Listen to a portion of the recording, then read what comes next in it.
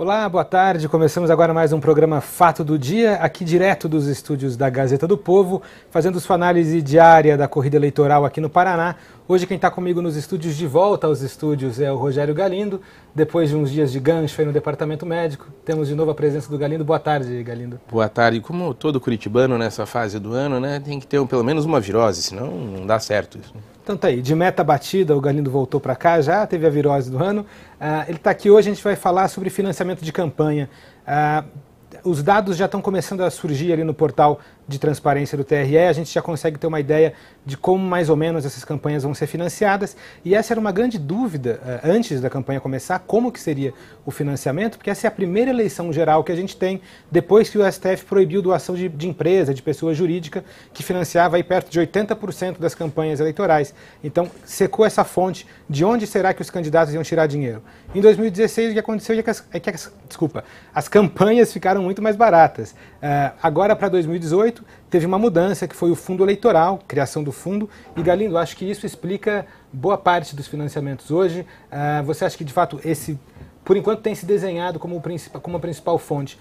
Você acredita que se mantém assim ou ainda as campanhas de doação de pessoa física vão ressurgir com alguma força em algum momento da campanha? Eu acho que fora algum candidato que tenha um perfil muito particular, a maioria deles vai depender mesmo do fundo eleitoral, do fundo partidário, né? Porque a gente vê aqui no Paraná, por exemplo, as exceções são pouquíssimas, né? O professor Euriovisto, por exemplo, que é um sujeito multimilionário, declarou um patrimônio de 239 milhões de reais. Ele, lógico, não precisa depender de fundo eleitoral, depositou lá nos primeiros dias já R$500 mil de reais e saiu fazendo campanha. Mas fora isso, a maioria dos candidatos depende mesmo de receber o dinheiro público, né? E a outra exceção possível são os candidatos que dependem de vaquinhas, né?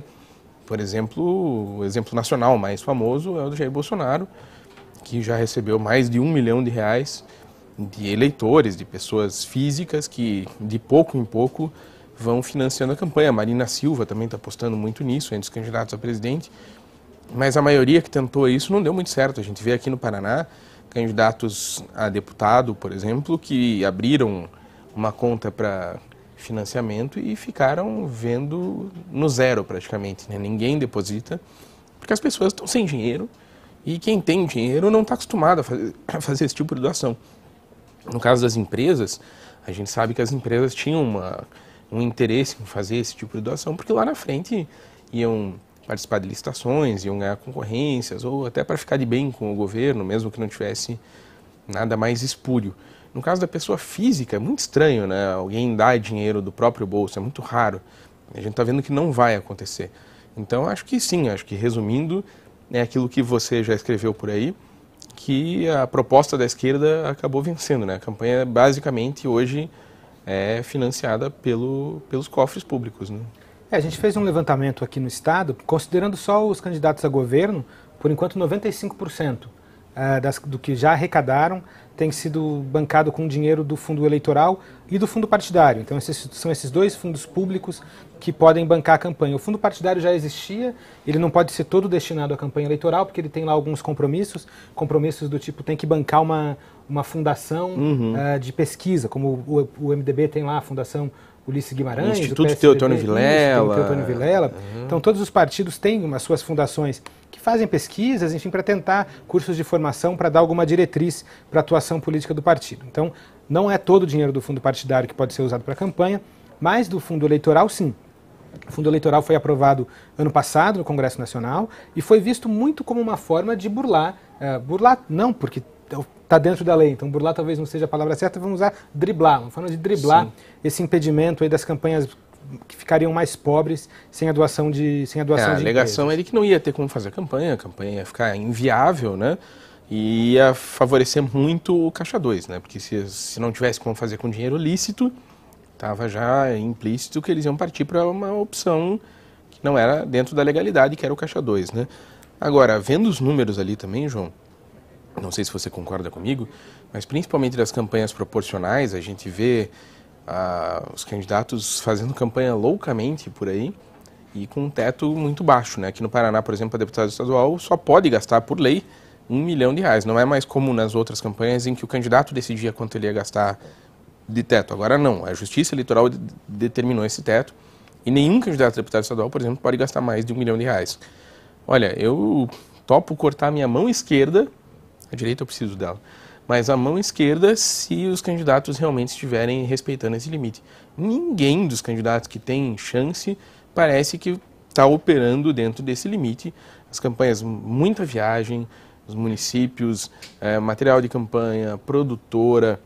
Eu acho muito nítido que está existindo, agora sim a palavra burla, né?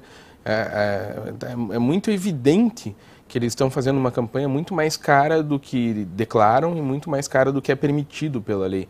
E o que me parece muito complicado é que eu não vejo nenhum movimento de autoridades que deveriam estar fiscalizando isso, né? O Ministério Público Eleitoral, principalmente, que é a principal atribuição, que é quem tem principalmente essa atribuição, essa prerrogativa. Você não vê o Ministério Público Eleitoral atuando, dizendo que está parecendo que tem alguma coisa estranha.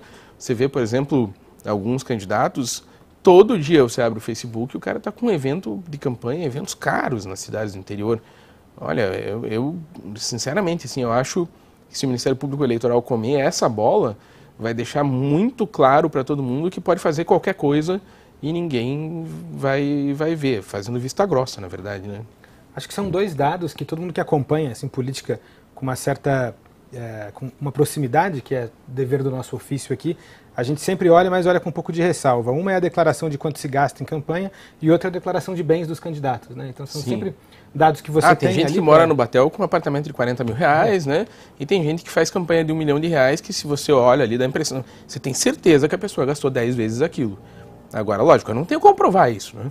Eu não tenho como, olhando o Facebook da pessoa, nenhum repórter do mundo vai conseguir fazer isso. Quem tem instrumentos para fazer isso, quem tem poder de polícia, né, para exigir documentos, para exigir nota fiscal, é o Ministério Público, é a polícia, enfim, que pode fazer isso. E aparentemente não está fazendo.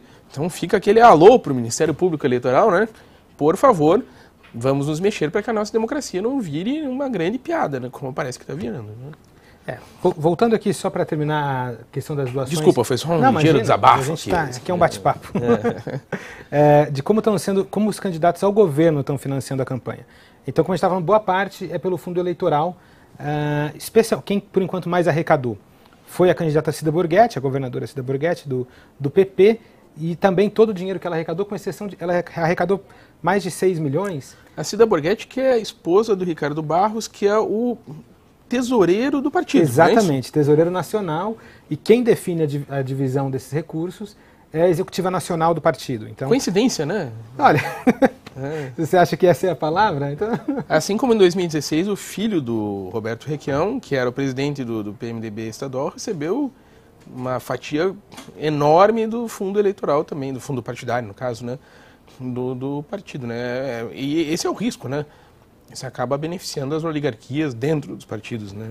Isso é uma coisa que os candidatos mais novos, ou os candidatos que não estavam acostumados a como funciona esse jogo eleitoral, estão se queixando muito. A gente recebe, às vezes, ligação, ou escreve no WhatsApp, e-mail, dá um jeito de entrar em contato com a gente aqui na Gazeta, se queixando. Olha, eu trabalhei toda a minha candidatura com o partido, me chamaram para reunião, participei de evento, me prometeram lá uma quantidade de recursos suficiente para eu bancar pelo menos o mínimo da campanha e não está vindo nada, só está indo para o primo do deputado, para não sei quem, para outra pessoa que é parente do presidente da executiva do partido.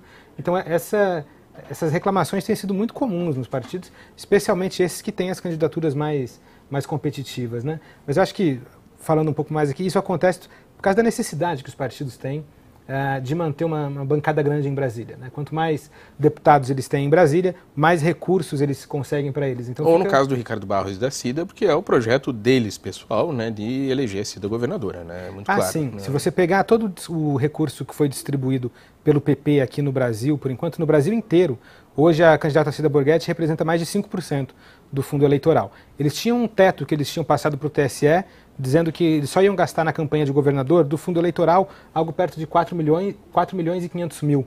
A campanha da Cida já passou esse valor há muito tempo, já está em mais de 6 milhões de fundo eleitoral. O que eles dizem é que por conta das candidaturas femininas acabaram fazendo uns ajustes que daí podem favorecer as mulheres. Mas ainda não assim, que ela tenha gastado todo esse dinheiro, né? O dinheiro que já entrou em caixa para que eles possam fazer a campanha. Exatamente, o que ela arrecadou, o que ela gastou ainda demora um pouco mais até aparecer ali na prestação de contas do TRE. E lembrando, a gente está falando de dados que estão sendo alimentados, né? A gente não chegou ao fim da eleição, então ela ainda pode arrecadar mais, pode colocar...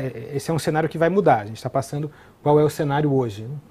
Mas você estava falando dos candidatos ao governo, os outros também basicamente dependendo de fundo eleitoral, apesar de quantidade menor do que ela, mas acho que basicamente todos eles têm o mesmo perfil, né? Sim, a maior parte das doações vem de doações acho que, como a gente disse, 95%, somando todas as campanhas, vem de doação de fundo eleitoral. Uma situação um pouco diferente, mas não muito também. Quer dizer, pegando os pequenos, a gente tem lá o Jorge Bernardi, que ainda não recebeu dinheiro do fundo eleitoral, só uma doação dele de 10 mil para a própria campanha, o Jorge Bernardi da Rede, e uma autodoação também do Ratinho, num valor alto, não vou me lembrar exatamente qual o valor, mas algo perto de 200 mil reais, que ele fez uma autodoação. Então, fora esses casos, o resto é fundo eleitoral mesmo, o que vem financiando as eleições. Para o Senado, a maioria também, a exceção é o Oriovisto, justamente, né, que botou 500 mil reais logo de cara, mas a maioria acho que vai depender ali, até porque não são pessoas que têm o mesmo cacife financeiro dele, né? E a gente tem uma matéria da Catarina sobre isso, sobre os deputados federais. Né? Eu queria até ver com o Rodrigo se ele pudesse chamar um vídeo. A gente tem a Catarina que gravou um vídeo, Catarina Scortetti, nossa correspondente lá em Brasília, cobre política paranaense lá de Brasília, então de olho nos deputados. Ela deu uma olhada, a gente estava falando aqui do cenário de governador, ela viu para a gente como está o cenário na campanha dos candidatos a deputado federal. Olá, para quem acompanha a Gazeta do Povo nas redes sociais, meu nome é Catarina Scortetti, eu sou jornalista e correspondente da Editoria de Política Paraná aqui em Brasília. Eu estou no Salão Verde da Câmara dos Deputados para falar sobre um levantamento que a gente fez de arrecadação dos candidatos a deputado federal pelo Paraná nesses primeiros 15 dias da campanha eleitoral. Lembrando que são 446 candidatos que disputam as 30 cadeiras do Paraná aqui na casa. E lembrando também que cada candidato pode gastar até 2.500.000 reais na campanha eleitoral. Esse é o teto, limite de gasto estabelecido aí pela legislação eleitoral.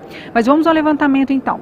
Do total de candidatos, 446, apenas 119 registraram alguma receita até agora. Ou seja, a grande maioria, mais de 2/3 dos candidatos, não arrecadou nada para a campanha eleitoral.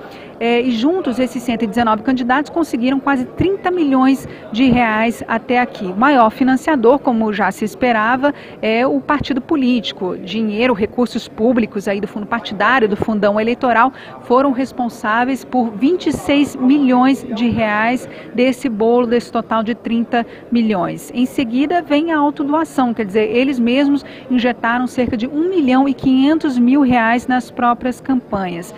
Na sequência, vem doação de pessoa física, cerca de 1 milhão de reais, e por fim, que também é doação de pessoa física, mas através da chamada vaquinha virtual, é o financiamento coletivo. Isso representou cerca de 24 mil reais desse bolo total de 30 milhões. E um detalhe importante, do total arrecadado até aqui, 73% está nas mãos de candidatos que disputam a reeleição. Isso também já era esperado. Os partidos políticos, na hora de estabelecer critérios de distribuição do dinheiro, estão priorizaram os candidatos que já detêm mandato eletivo e que, na visão deles, teriam aí mais chances de vitória nas urnas. Então, 73% desses quase 30 milhões estão nas mãos de quem já está aqui em Brasília, de quem já ocupa uma cadeira na Câmara dos Deputados. É com vocês aí no estúdio. Tá, então as informações da Catarina. O Galindo me corrigiu, chamei de Catarina Scortetti, isso é Catarina Scortessi, né? Então, olha, eu sempre chamei de Scortetti também, porque é com 2 Cs, mas eu vi ali no começo do vídeo ela falando Scortessi. Ela está chegando em Curitiba daqui uns dias, a gente pergunta para ela pessoalmente. Vamos perguntar, mas meu irmão que estuda isso diz que quem define o nome é a pessoa, né? Então, se ela chamar de Scortessi, é Scortessi e pronto. Galindo, mas a situação pelo que ela mostra ali nos deputados federais também é igual à situação que a gente viu aqui, de basicamente o fundo eleitoral pagando as campanhas dos deputados e muitos candidatos sem dinheiro porque não conseguiram acessar esse recurso do fundo que está sob controle do partido, né? Eu acho que, por um lado, né, vamos falar um pouquinho mais de teoria, né? Se a gente pensar por um lado, é muito positivo que a campanha não dependa mais de dinheiro de empresas, né? Porque isso criava um cenário muito desigual, né? Quem tinha acesso às empresas tinha uma campanha milionária, quem não tinha ficava de fora e isso, lógico, fazia com que as empresas tivessem um peso muito grande na campanha, E os empresários eram, na verdade, os grandes eleitores do país, né? Embora eles não tenham direito a votar mais de uma vez, mas influenciavam com o seu dinheiro o voto de milhões de pessoas às vezes, e isso tornava a disputa não só uma disputa democrática, mas uma disputa, na verdade, comercial, né? Quem tinha mais acesso a dinheiro quase que comprava voto, embora não seja tão simples a relação, mas acaba sendo um pouco isso. Com o dinheiro passando para os partidos, a tendência é que isso diminua, né? Os partidos... Desculpa, a virose ainda não passou totalmente. Os partidos não têm esse desejo de influenciar a eleição dos mais ricos, por exemplo, ou não teriam por que fazer certo tipo de cálculo que as empresas fazem ao fazer a doação. Mas ainda não, a gente não chegou num sistema perfeito, e nem vai chegar, porque a democracia nunca é perfeita, né? Porque os donos dos partidos é que mandam, né? Na verdade, eu acho, particularmente, que a grande reforma política que a gente precisa no Brasil é a democratização dos partidos, né? Você pega, por exemplo, numa democracia mais sólida, como nos Estados Unidos ou na Europa, as pessoas que são filiadas aos partidos é que definem os rumos dos partidos, né? Votam no presidente do partido, escolhem o candidato em prévias e definem também como é que vai ser usado o dinheiro. Aqui não. São 2, 3 caciques lá que sentam, tomam um vinho e decidem como é que a coisa vai funcionar. Daí, lógico, né? O primo do deputado, como diz você, o marido da tesoureira, esse pessoal é que acaba sendo beneficiado, e o pobre coitado lá que acreditou, teve a ilusão de que ia ser candidato em pé de igualdade, fica para trás e esqueça que vai se eleger, não vai mesmo, né? Eu fui dar uma olhada nos documentos que os partidos, porque todo partido teve que entregar para o TSE, isso a diretoria nacional dos partidos, entregou para o TSE um documento dizendo quais seriam as diretrizes para a distribuição desses recursos. Então, como que a gente vai distribuir esse dinheiro? Eu olhei com mais atenção do PPS, porque a gente acabou usando para uma matéria específica aqui. O que o PPS dizia era o seguinte: quem já é deputado federal, quem já tem mandato de deputado federal lá em Brasília, fica com 4% do fundo eleitoral. Então, 4% do fundo eleitoral que o PPS teria direito fica com o candidato que já é, com o candidato à reeleição. O PPS recebeu uma leva de filiados que eram filiados que vieram de alguns grupos que se organizaram de formação política. Então, Movimento Agora, teve até um candidato aqui que a gente mostrou ontem, que foi financiado... Renova Brasil, essas coisas. Esses grupos que se articularam, Luciano Huck colocou dinheiro, quer dizer, toda essa coisa. Como eles não são partidos políticos, por mais que eles sejam um movimento, eles precisam se filiar a algum partido para poder disputar as eleições. Muitos se filiaram ao PPS. Então, o PPS colocou lá também como critério de distribuição, além daqueles 4% para cada deputado federal que já tinha mandato, 2% para todo esse grupo que se filiou desses movimentos. Então você imagina, esse grupo todo, que ali pelo menos, só pelo que a gente viu, tem pelo menos, falando por baixo, uns 10 deputados, 10 candidatos. Só esses 10 candidatos recebem metade do que recebe um deputado com mandato.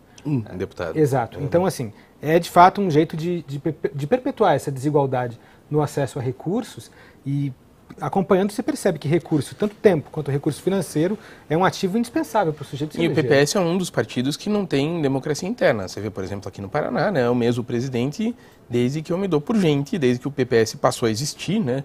O PPS, que é o antigo PCB, né, virou PPS faz uns 20 anos, e desde lá Rubens Bueno é presidente perpétuo, né, manda no partido, faz o que quer, e lógico, as pessoas que são próximas a ele vão ter dinheiro, quem não é próximo não vai ter. A gente citando o exemplo do PPS, mas isso acontece... Cada partido aqui no Paraná tem seu dono, né? Isso é muito... Você vê no PTB o Alex Canziani, você vê no PP o Ricardo Barros e a Cida Borghetti, no PMDB, agora MDB, né, o Roberto Requião. Isso é muito normal. Exceto partidos pequenos, às vezes, né? Por exemplo, você vê na Rede ou no PSOL, esses partidos que não têm dinheiro mesmo, né? Então, às vezes parece que é mais democrático, né? O PT antigamente, até um tempo atrás, tinha uma tradição de fazer prévias, ainda tem um pouco isso, mas já se perdeu bastante. E mesmo os partidos que tinham essa tradição, como o PT, o PSDB um pouco, o PSDB já se perdeu faz tempo, né? Agora, e é por isso que talvez que tem essa desilusão com a política, né? Porque você pensa, o sujeito que hoje sei lá, quer entrar para a política, pensa em ser deputado ou vereador, o cara pensa, eu vou entrar lá, vai ter um cacique, o cara não vai me apoiar, não vai dar dinheiro, como é que eu vou concorrer com os outros, né? Então, e esses partidos pequenos em que há essa chance, ou sei lá, o Partido Novo e tal, os caras não conseguem eleger ninguém, né? Aqui, por exemplo, o Novo no Paraná nunca elegeu ninguém ainda, o PSOL nunca elegeu ninguém. A gente falou, o terceiro exemplo foi a Rede acho que ele teve deputado, mas porque mudou de partido para a Rede, né? Então também nunca elegeu ninguém, então é muito difícil furar esse bloqueio, e esse continua sendo, na minha opinião, o grande problema da democracia brasileira, e o financiamento só deixou isso mais claro, né?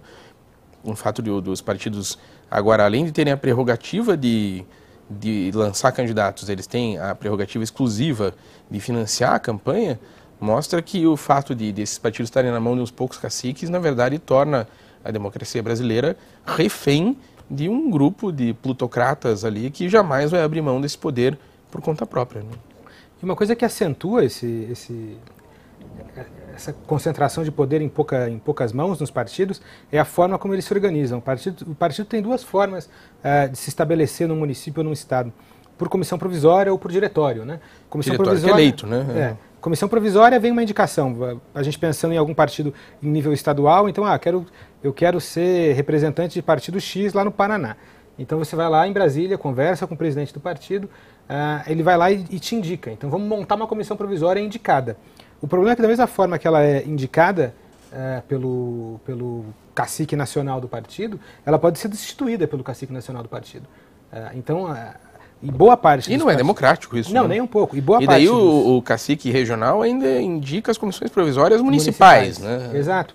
E então fica esse caciquinho, todo mundo dependendo, às vezes, se você não estiver alinhado, qualquer tipo de dissidência, já cortam pela raiz, dissolvem a comissão provisória, montam outra que esteja de acordo com o que expulsa o cara e assim vai. Então, né? E boa parte, a gente fez o levantamento aqui, depois a gente coloca nos links da live também, boa parte dos partidos nos municípios do Paraná se organizam como comissão provisória, ou seja, tendo que dizer sim senhor para quem está com a caneta do partido, seja aqui em Curitiba ou lá em Brasília. Ou seja, o financiamento público de campanha, como está acontecendo, acho que foi um bem, em certo sentido, mas está longe de resolver os problemas todos da democracia brasileira, né?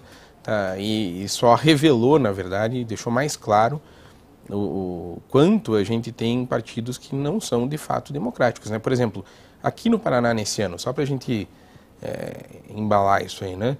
Dos candidatos ao governo do estado, nenhum deles foi decidido em prévias. Nenhum. Nem o do PT, que tradicionalmente tinha esse tipo de comportamento, né? Bota lá todo mundo que quer ser candidato, as pessoas votam internamente. Esse ano eles fizeram lá uma votação, mas só tinha um candidato. Quer dizer, na verdade está dando bênção para o cara que já foi escolhido, né? Então nenhum dos candidatos de fato, lógico, os partidos pequenos às vezes talvez, não sei como é que foi a escolha do professor Piva, por exemplo, mas nos partidos grandes não tem mais isso. E quem é que escolhe o candidato? Quem é que escolheu que ia ser a Cida Borghetti a candidata? Foi o Ricardo Barros, que é o dono do partido. Quem é que escolheu que ia ser o Ratinho? O Ratinho é dono de 2 partidos, né? Ele realizou o sonho do partido próprio e depois ainda comprou mais um, né? Comprou é jeito de dizer, é só brincadeira. Assim. Mas então, na verdade, assim, os partidos são um reflexo do que é a nossa democracia. É muito pouco democrático, muito pouco... dá muito pouco espaço para o cidadão ter acesso a qualquer coisa. Né? Acho que depois dessa síntese certeira do Rogério Garrido, fechando esse assunto de financiamento de campanha, eu queria pedir para o Rodrigo soltar um vídeo que a gente tem explicando para vocês, porque em breve começam nossas sabatinas aqui na Gazeta. Então vamos ver como vai ser e a partir de quando começa, tudo nesse videozinho que o Rodrigo vai colocar para a gente agora. Olá, sou o João Frei, jornalista aqui da Gazeta do Povo. Estou no estúdio onde a gente fez nas últimas 2 semanas uma série de debates com os candidatos ao governo e ao Senado aqui do Paraná.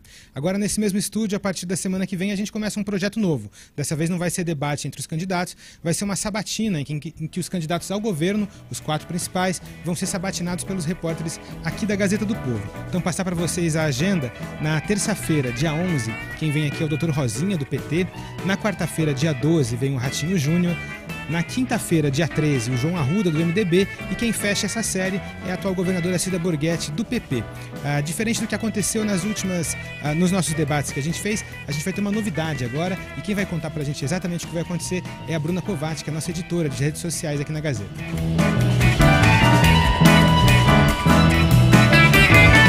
Bruna, Ana, já avisei o pessoal que vai ter novidade. Agora você conta para eles exatamente o que vai ser. Sim, é verdade. Nos debates que a gente fez há algumas semanas, que era uma coisa entre os candidatos, olho no olho, a gente recebeu muita pergunta do pessoal que estava assistindo em casa. E aí o que acontecia? A gente não podia fazer essas perguntas para os candidatos porque era outra proposta. Agora chegou a vez de vocês poderem interagir e perguntar para os candidatos o que vocês querem. Como é que vocês vão conseguir fazer isso? É só acompanhar a gente pelo Facebook e mandar as perguntas por lá, porque eu vou estar aqui da mesa monitorando tudo que vai ser mandado para poder mandar lá para o estúdio para eles fazerem as perguntas para os candidatos. Então, vou mostrar um pouquinho a nossa fanpage, só para vocês curtirem. Essa aqui, Gazeta do Povo Política Paraná, vocês podem procurar por GP Política Paraná e, além disso, vocês já acompanham nossas notícias todas, já vão recebendo, vão ficando bem informados e selecionando aquilo que vocês querem perguntar. É só vocês mandarem para poder fazer um voto consciente e ter noção do que estão fazendo direitinho no dia da eleição. Tá, então com a mobilização de toda a equipe aqui da Gazeta do Povo, você fica mais bem informado para votar no dia 7 de outubro. Contamos com a audiência de todos vocês nessas sabatinas que começam a partir da semana que vem. Aí eu passando a bola para mim mesmo aqui no vídeo, Galindo.